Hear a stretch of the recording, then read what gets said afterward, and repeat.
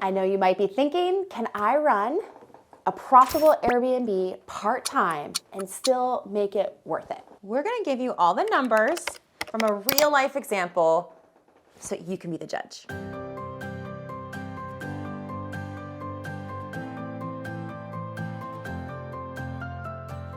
Okay, real life property, real life numbers. We are in downtown Columbus, Ohio. We picked up this property for $250,000 at the end of 2021, like December. 2-bedroom, 1 bath, a little over 1,000 square feet, nice fenced-in back patio. Let's go over the breakdown so you can see if it's worth running this thing part-time all by yourself.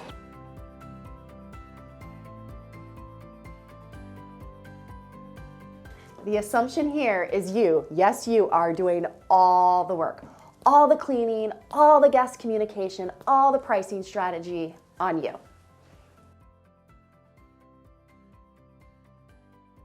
All right, so you've decided, like a lot of hosts do over time, that you want to hire out the cleaning to a professional. Here's the thing with the cleaning fee. It's pretty much a pass-through. So whether you hire a cleaner to do it or you do it yourself, that number is not usually included in the gross revenue. We're taking about the average daily rate. So what do you get for the actual rental price? So that $1,200 we talked about, that just goes to the cleaner. Now, you want to make sure that you can find a professional cleaner who can work within your budget. But Absolutely. okay, so now that $1,200 isn't in your pocket, but you're now no longer cleaning, so it frees up your time.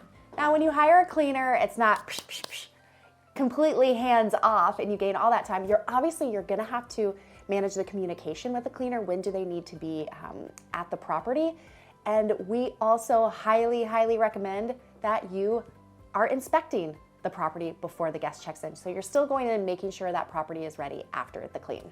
Yeah, so, but by this time that you've decided to hire a cleaner, maybe your guest communication has tightened up. So we're still gonna keep your communication for this one property at about 3 hours a week, because we also wanna make sure you're factoring in time to get supplies, whether you order them from an online retailer or you go to a store yourself, communicating with the guests, inspecting, communicating with the cleaning team. Looking at your numbers and improving your listing. Yeah, so let's say that's, so 3 times the average 4 weeks, that's 12 hours a month for $982.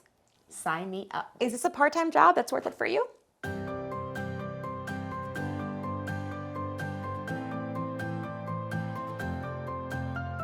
Okay, by this time, you're a few months in, maybe you're 6 months in. Or like us, years. Or like us, years in, and you are tired and you want to go on vacation and you don't want to bring your phone with you for guest communication and cleaner communication. So we hire it out. Absolutely. We go and we find a short-term rental property manager specialist. And on average, let's say they take, I don't know, it depends where you're at. They don't take anything, they earn it. They earn, in our market, I would say they earn about 25% of your nightly rate. So those same numbers we already talked about, because we're keeping this simple, $3,000 of gross revenue. Again, we're not including the cleaning fee. That's about what, $700 and some dollars? For 10% be 300, 20% carry the be two. 600. Yeah. So $750. I already knew that. I pulled it up. So this is what would go to your property management company on average. So we said that you would make $982 if you self-managed, minus the numbers that you're giving to your property manager.